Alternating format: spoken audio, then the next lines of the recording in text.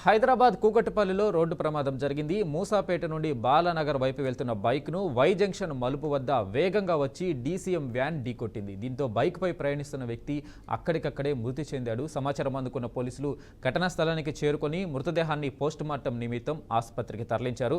అనంతరం కేసు నమోదు చేసుకుని దర్యాప్తు చేపట్టారు. ప్రమాదానికి కారణమైన డీసీఎం వ్యాన్ డ్రైవర్ పరారీలో ఉన్నట్లు పోలీసులు తెలిపారు.